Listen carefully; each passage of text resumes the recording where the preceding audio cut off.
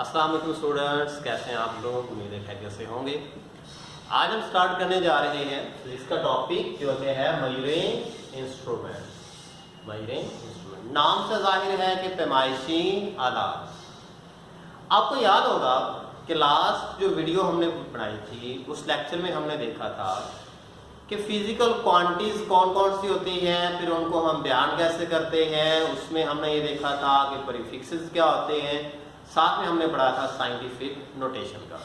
मतलब पिछले टॉपिक्स में हम ये पढ़ चुके हैं कि फिजिकल क्वांटिटीज क्या है और उनको लिखा कैसे जा सकता है, सिर्फ बयान करने का तरीका का हमने पढ़ा था। आज जो हम टॉपिक स्टार्ट करना चाह रहे हैं वो ये है कि आप किसी भी फिजिकल क्वांटिटी को मेजर कैसे कर सकते हैं। मतलब आपके पास फिजिकल क्वांटिटीज कौन कौन सी हैं अभी जी लिखवाएंगे मुझे आप। लेंथ, और कौन सी क्वांटिटी है हमारे पास? टाइम, इसके अलावा टेम्परेचर। चलो हम तीन फिजिकल क्वांटिटी की बात कर लेते हैं। क्या ऐसा पॉसिबल है कि आप एक ही इंस्ट्रूमेंट के साथ लेंथ भी फाइंड कर लो, टाइम भी फाइंड कर लो और टेम्परेचर भी कर लो? अरे मैं कहूँ जी क्या टाइम हो गया है, तो आप निकालें स्केल और कहेंगे शून्य। अच्छा जी 1 मिनट टाइम हो गया, क्या तो पॉसिबल है? ऐसा तो पॉसिबल नहीं है ना। मैं कहूँ जी लेंथ क्या होगी, आप घड़ी देखें जी, अच्छा घड़ी पे लेंथ हो गई जी 10 सेकंड। नहीं, ये तो पॉसिबल नहीं है। जाहिर हुआ कि हर क्वांटिटी के लिए उसका इंस्ट्रूमेंट स्पेसिफिक होगा। मतलब आपने लेंथ फाइंड करनी है तो उस लेंथ को मेजर करने के इंस्ट्रूमेंट्स और होंगे, टाइम मेजर करने के इंस्ट्रूमेंट्स और होंगे, टेम्परेचर मेजर करने के इंस्ट्रूमेंट और होंगे। तो बात समझे? मतलब कि हर क्वांटिटी के लिए इंस्ट्रूमेंट क्या होगा, वो डिफरेंट होगा। इंस्ट्रूमेंट्स वेरी करते हैं जब क्वांटिटीज वेरी करती हैं, इंस्ट्रूमेंट्स चेंज हो जाएंगे जब क्वांटिटीज चेंज हो जाएंगी। अब पहले वक्तों में ये होता था, तकरीबन 1300 कबल मसीह की बात करें तो उसमें ये हुआ करता था कि जो इंस्ट्रूमेंट्स इस्तेमाल किए जाते थे ना वो इतने कोई रिलायबल नहीं थे, तो इन पे जो उनकी दुरुस्ती थी वो इतनी काबिल यकीन नहीं हुआ करती। जैसे उनमें टाइम को मेजर करने के लिए एक घड़ी इस्तेमाल करते थे समझ लें, जिसको सन डायल कहते थे। जिसको सन डायल नहीं कहना, सन डायल लिखा हुआ है। अब सूरज से वो एक खास किस्म का स्ट्रक्चर बना होता था कि सूरज की जो धूप है उसके ऊपर पड़ती थी, महीना सेट करना पड़ता था। अभी फ्लामत है तो आपने इसको इस तरह से रोटेट करना है, सूरज की धूप पड़ी, जहां तक शेडो आया, जिस ऊपर डिजिट लगे हैं, तो उसके हिसाब से टाइम एस्टिमेट कर लिया जाता था।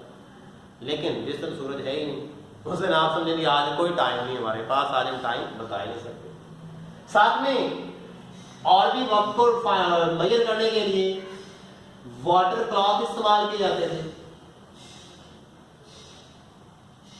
वाटर क्लॉक, और ये आपने मुख्तलिफ वीडियोस वगैरह में देखा भी होगा, एक खास कैलकुलेशन पीस सा होता है। वो किस तरह होता है, आपने देखा होगा ऊपर इस तरह का बना होता है और बीच से ब्रेक हो जाता है और नीचे से फिर ऐसे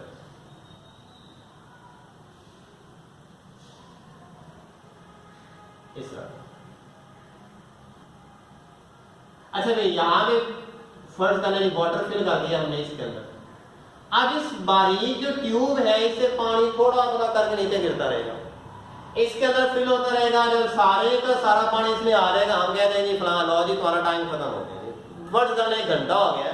तो ये जब सारे का सारा पानी इसमें आ जाएगा तो टाइम जिसको हम मेजर करना चाह रहे थे उस ड्यूरेशन को हम इस तरह से एस्टिमेट लगा रहे थे। फर्ज करें मैं कहता हूँ जी मैंने बाइक लेनी है रेंट पे, ठीक है जी, कितने टाइम के लिए? जी मुझे चाहिए वो 2 घंटे के लिए। अब वो कैसे?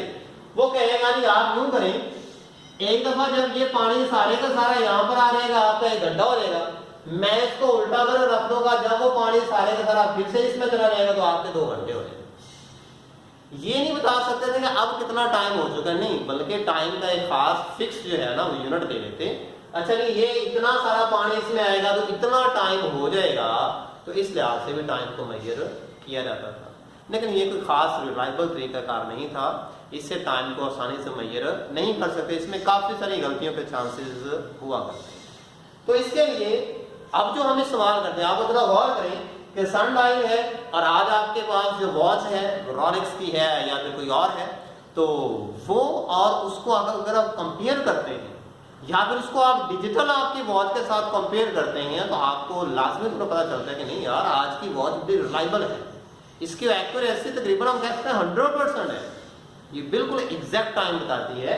तो आज के जो इंस्ट्रूमेंट्स हैं ये पहले वाले इंस्ट्रूमेंट्स की निस्बत ज्यादा रिलायबल है, ये ज्यादा प्रिसीजन देते हैं, ज्यादा हमें दूसरी के साथ वैल्यू को मेजर करना सिखा सकते हैं या मेजर कर सकते हैं।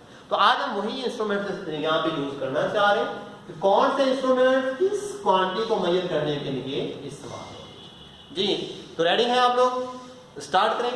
चलें आज हम बात करते हैं लेंथ को मेजर करने के इंस्ट्रूमेंट की। इसके अंदर हम चैप्टर में आगे जो हमारी वीडियोस आएंगी उसमें हम टाइम को मेजर करने के इंस्ट्रूमेंट्स की भी बात करेंगे। इसके अलावा हम आगे बात करेंगे मैथ को मेजर करने के इंस्ट्रूमेंट्स पे भी। इसके बाद हम एक और टॉपिक है हमारे पास वॉल्यूम को मेजर करना, जो कि फिजिकल क्वांटिटी है, इसको मेजर करने के इंस्ट्रूमेंट्स पे भी हम बात करेंगे। तो आज हम स्टार्ट करते हैं instruments used to measure the length, length measure करने के इंस्ट्रूमेंट्स। तो बाकी सबको फिर मिटा दें लो जी, क्योंकि आज हमारा इनके साथ कोई वास्ता नहीं, कोई इनके साथ हमारा आज काम नहीं चलने वाला, इसलिए हम स्टार्ट करेंगे लेंथ को मेजर। चलिए सोचें आप लोग लेंथ को मेजर करने के लिए क्या क्या चीजें इस्तेमाल कर सकते हैं आप लोग। अच्छा कुछ लोगों के माइंड में आ रहा अभी 1 2 लॉरी लेंथ को मेजर कर ली, ऐसा ही करते होंगे आप लोग। चले जी नहीं करते होंगे तो बहुत अच्छी बात है। हम साइंटिफिक पॉइंट ऑफ व्यू से देखते हैं साइंस क्या कहती है इस वाले से। तो स्टूडेंट्स याद रखें लेंथ को मेजर करने के लिए जो सबसे कॉमन स्केल यूज होती है वो हमारे पास है मीटर रूल। मीटर रूल समझ लें कि सबसे कॉमन नॉर्मल ऑर्डिनरी किस्म की जो हमारे पास स्केल है वो कौन सी है, मीटर रूल। इसके जरिए हम किसी भी बॉडी की लेंथ फाइंड कर सकते हैं या फिर दो पॉइंट्स के दरमियान जो रास्ता की लंबाई है या फिर दो पॉइंट्स के दरमियान जो लेंथ है इसको हम फाइंड कर सकते हैं। किसी बॉडी की इससे हम हाइट भी फाइंड कर सकते हैं, किसी बॉडी के हम इससे जो चौड़ाई है वो भी हम इससे फाइंड कर सकते हैं। तो इसके लिए यूज होता है वो होता है मीटर रूल। चलो मैं आपको दिखाता भी हूँ, मैंने ला के रखा हुआ पहले से कि आप हमारे पास मीटर रूल है वो इस तरह की एक रॉड है, इस तरह की आपको नजर आ रही होगी सारी रॉड। ये हमारे पास मीटर रूल है जो कि लेंथ को फाइंड करने के लिए इस्तेमाल होता है। तो इसके ऊपर स्टूडेंट्स सेंटीमीटर, मिलीमीटर और इंचेस में डिजिट्स लगे होते हैं। इट इज मार्क किस तरह से, सेंटीमीटर, मिलीमीटर एंड इंच। अब एक बात और याद रखिएगा कि जो हमारे पास 1 मीटर है ये हम पहले भी पढ़ चुके हैं कि मीटर रोल का जो 1 मीटर है ये इक्वल होता है 100 सेंटीमीटर की। मतलब कि 1 metre is divided into 100 equal parts, each part is called 1 centimetre. ये बड़ी इंपॉर्टेंट डेफिनेशन है और काफी सारे लोगों को नहीं आया करती कि आपसे कोई आता है पूछने के लिए, क्लास रिजल्ट होती है आपकी और आपसे पूछा था नहीं बताएं सेंटीमीटर क्या होता है, आप लोग अच्छा कहते हैं हाँ सुना सुना तो लग रहा है। नहीं ऐसा नहीं कहना आप लोगों ने, आप सिंपल उसकी डेफिनेशन बता सकते हो कि 1 metre is divided into 100 equal parts. कैसे, 1 metre is divided into 100 equal parts, each part is called 1 centimetre. हर पार्ट क्या कहलाता है, 1 सेंटीमीटर। तो इस मीटर रूल के ऊपर सेंटीमीटर में निशान लगे होते हैं। मजीद ऐसा क्या होता है कि जो 1 सेंटीमीटर है इसको भी 10 इक्वल पार्ट्स में डिवाइड किया जाता है। हर एक जो डिवीजन है, हर एक पार्ट वो 1 मिलीमीटर कहलाता है। बात समझ में नहीं आई? कहते कि 1 सेंटीमीटर को भी क्या किया जाता है, 10 बराबर हिस्सों में डिवाइड किया हुआ होता है। हर एक हिस्सा क्या कहलाता है, 1 मिलीमीटर कहलाता है। तो हम यहाँ पे बना लेते हैं कि हमारे पास मीटर रोल है, उसका यहाँ पे स्ट्रक्चर बनाते हैं। ये हमारे पास मीटर रोल है, इसके ऊपर सेंटीमीटर और मिलीमीटर में डिजिट्स लगे हैं। हम यहाँ लिखते हैं ये हमारे पास है 0 1 2 3 4 5 6 7 8 9 10 लो, ये 10 पे आके क्या हो गया ये हमारे पास 1 सेंटीमीटर। अच्छा जी, उसके बाद ही 1 2 3 4 5 6 7 8 9 10 यहां तक आ गए 2 सेंटीमीटर। तो ये जो हमारे पास मीटर रूल है इस पे कुछ इस तरह से निशान लगे हुए हैं। ये जो हमारे पास 0 से लेकर 1 है ये 1 सेंटीमीटर है, और जो ये हमारे पास अंदर वाले ये हिस्से हैं ये क्या कराते हैं, ये मिलीमीटर। अब यहाँ पे देख रहे हैं कि 1 सेंटीमीटर को 10 पार्ट्स में डिवाइड किया गया है, हर एक पार्ट क्या कराता है, 1 मिलीमीटर। तो आप मीटर रूल से किसी भी चीज की अगर आप मेजरमेंट ले रहे हैं तो ये आपको मेजरमेंट बता सकता है 1 मिलीमीटर तक, क्या कर सकता है ये 1 मिलीमीटर तक, क्योंकि इसके ऊपर सबसे जो स्मॉलेस्ट वैल्यू है वो है ही क्या, 1 मिलीमीटर की वैल्यू इसके ऊपर है। मतलब जब भी आप इस मीटर रूल को यूज करेंगे तो आप लोगों को ये बताएगा वैल्यू मैक्सिमम कहां तक बता सकता है, 1 मिलीमीटर, या फिर आप यूं कह लें कि ये आपको 0.1 सेंटीमीटर तक बता सकता है। मतलब सेंटीमीटर के 10वें से तक ये पैमाइश कर सकता है, उससे छोटी चीज की पैमाइश नहीं कर सकता। मतलब कैसे, फर्ज करें आपके पास एक रॉड है, रॉड किसी का सर में नहीं मार रही, लोहे की नहीं है, वो एक प्लास्टिक की रॉड है, और उसकी मैं कहता हूं जी लेंथ है आपके पास वो है 1.24 सेंटीमीटर। क्या है जिसकी लेंथ 1.24 सेंटीमीटर। चलिए ये 1.24 सेंटीमीटर आप इसकी जो लेंथ निकालेंगे वो कैसे निकालेंगे, हम यहाँ पे लिखते हैं जी वो रॉड, चलिए इसको थोड़ा सा बड़ा करके बना लेते हैं, आप लोगों को वाज़ेह नजर भी आता रहेगा कि हमारे पास 1 मीटर रॉड है, इसके ऊपर सेंटीमीटर और मिलीमीटर दिए गए हैं 3 4 5 6 7 8 9 10, ये हो गया 1 सेंटीमीटर। 1 2 3 4 5 6 7 8 9 10 ये आपके पास हो गए 2 सेंटीमीटर। अब मैं कहता हूं कि एक रॉड है आपके पास जिसकी लेंथ है 1.24 जो कि यहाँ पे 2, अगर ये 1 है, ये 1.1 है, और ये क्या हो गया 1.2, और ये क्या हो जाएगा 1.3। मैं यहाँ पे लिख देता हूँ कि ये है 1.2 और ये क्या है 1.3 है, और इसकी लेंथ यहाँ पे इसके कहीं बीच में आती है। अच्छा जी, अब देखिए जरा, आपका जो मीटर रूल है ये आपको लेंथ बता सकता है, या तो एक्यूरेटली 1.2 तक बता सकते हैं, यहाँ तक ठीक है, या फिर ये आपको 1.3 तक बता सकते हैं। इससे आपके बीच में लेंथ को नहीं बता सकता। अगर कोई और हो तो जुगाड़ लगाएगा, अच्छा नहीं ये तकरीबन 2 और 3 के बीच में आ रही, चलिए 1.25 होगी, जो कि एक्यूरेट नहीं है। इससे एक्यूरेसी आप इस तरह या आप जुगाड़ लगा सकते हैं, एक्यूरेसी यहाँ से नहीं निकाल सकते, तो भाई इससे तो ये नहीं हो पाएगा, तो हमें कोई और लाना पड़ेगा ना। हाँ जी, इस पे आप सोचें कि हमें इससे कोई अच्छी चीज लानी पड़ेगी जो कि क्या कर सकती होगी 1.24, यानी कि सेकंड डेसिमल पॉइंट तक भी इसको मेजर कर सकती होगी। तो यहाँ पे याद रखें एक बात कि जो हमारे पास मीटर रूल है, it can measure up to 1 decimal point.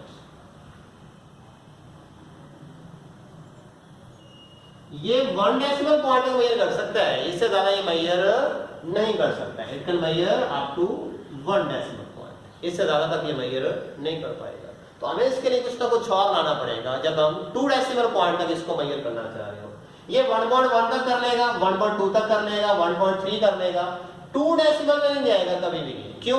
तो इसके ऊपर तो सबसे जो लोएस्ट वैल्यू है हमारे पास वो तो है ही 0.1 सेंटीमीटर, यानी कि ये सेंटीमीटर का 10वां हिस्सा ही मेजर कर सकता है। तो इससे जाहिर हुआ कि हमारे पास मीटर रूल है, इसकी जो कम से कम पैमाइश है, जो ये वैल्यू मैक्सिमम मेजर कर सकता है, वो कितनी है जी 1 मिलीमीटर है, या फिर आप इसको कह सकते हैं कि ये 0.1 सेंटीमीटर है।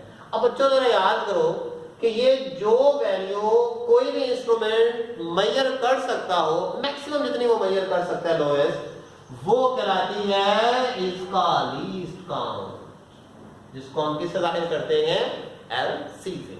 सिंपल लिख भी लेते हैं यार, ये है जी लीस्ट काउंट। जी तो स्टूडेंट्स बात समझ आई यहाँ तक कि हमारे पास मीटर रोल है, उसका लीस्ट काउंट क्या है, 1 मिलीमीटर है या फिर क्या है 0.1 सेंटीमीटर है। कि मीटर रोल मैक्सिमम जो मेजर कर सकता है हमारे पास छोटी से छोटी वैल्यू वो कितनी है, 1 मिलीमीटर की या फिर 0.1 सेंटीमीटर। और वो वैल्यू या वो छोटी से छोटी मेजरमेंट जो कोई भी इंस्ट्रूमेंट इजीली उसको एक्यूरेसी के साथ बयान कर सकता हो, वो उसका लीस्ट काउंट कहलाती है। क्या कहलाती है भाई, लीस्ट। लास्ट लीस्ट इसका मतलब है कम, और काउंट का मतलब क्या होता है, गिनना। मतलब कि कितनी गिनती कर सकता है वो इसका क्या कहलाता है जी, लीस्ट काउंट। ये वो छोटी छोटी वैल्यू है जो कोई भी इंस्ट्रूमेंट आसानी से मेजर कर सकता है। हर एक इंस्ट्रूमेंट का जो लीस्ट काउंट होता है वो डिफरेंट भी हो सकता है, ऐसा नहीं कि हर इंस्ट्रूमेंट का लीस्ट काउंट यही होगा। ये जो लीस्ट काउंट है ये सिर्फ और सिर्फ किसका है, मीटर रोल का लीस्ट काउंट है। तो एमसीक्यू में आ जाता है, अक्सर बोर्ड के पेपर में पूछा होता है कि least count of metre rule is, आगे ऑप्शन दिए होंगे, ऑप्शन में क्या दिया होगा जी, 1 मिलीमीटर, या फिर उसकी जगह पर लिखा होगा 0.1 सेंटीमीटर, 0.10 सेंटीमीटर, 0.100 सेंटीमीटर, या कोई इस तरह की चीजें जो है वो यहाँ पे लिखी होंगी। तो वो ऑप्शन आपने गौर से देखने हैं और उसमें आपने टिक किसको करना है, 0.1 सेंटीमीटर। या फिर आपका एक और क्वेश्चन भी आ सकता है कि एक स्टूडेंट मेजर करता है एक रॉड की लेंथ, क्या करते हुए भी, by using metre rule, metre rule को यूज करते हुए, और वो दावा करता है कि इसकी जो लेंथ है वो है जी 1.2 सेंटीमीटर, या वो कहते हैं कि ये है 1.25 सेंटीमीटर, या फिर वो कहता है ये है 1.256 सेंटीमीटर, या फिर वो कहता है ये 1.2560 सेंटीमीटर, या फिर यहाँ पे कोई और नहीं बता सकता है। तो आप बताएं कि उसका आंसर कौन सा दुरुस्त माना जा सकता है। वो ऑप्शन देते हैं जी, क्या कहते हैं, मीटर रूल को यूज करते हुए लेंथ मेजर करता है, लेंथ मेजर करके वो 4 ऑप्शन देते हैं नहीं कि इसकी मीटर रूल को लेंथ यूज करते हुए लेंथ कितनी थी, तो आप बताएं इसकी लेंथ क्या होगी, आप किस हद तक इसके साथ एग्री करते हैं। तो आपने सबसे पहले ये सोचना है कि यूज कर रहा है मीटर रूल को, और मीटर रूल क्या करता है, सेंटीमीटर में 1 डेसिमल पॉइंट तक मेजरमेंट कर सकता है, 2 डेसिमल पॉइंट तक तो वो मेजर नहीं कर सकता। तो आप यहाँ पर टिक किसको करेंगे, 1.2 सेंटीमीटर। तो इसके पॉइंट ऑफ व्यू से एक मारूसी पेपर में ये भी पूछी जाती है, आपको इस तरह से भी खुद को तैयार रखना चाहिए। तो ये था हमारे पास मीटर रूल। अब इसके साथ मिलती जुलती एक और भी हमारे पास मेजरिंग इंस्ट्रूमेंट है, जिसको हम क्या कहते हैं जी, मेजरिंग टेप। उर्दू में कहते हैं इसको पैमाइशी फीता।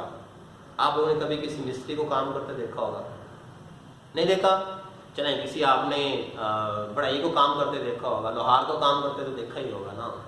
वो क्या करते हैं कि उनके पास एक टेप होती है, अच्छा टेप से याद आया, आपने दर्जी को देखा ही होगा, उसके पास भी एक टेप होती है, वो प्लास्टिक की होती है या फिर मेटल की हो सकती है, उसके बाद वो खींचता है, उस चीज की लेंथ फाइंड कर लेता है।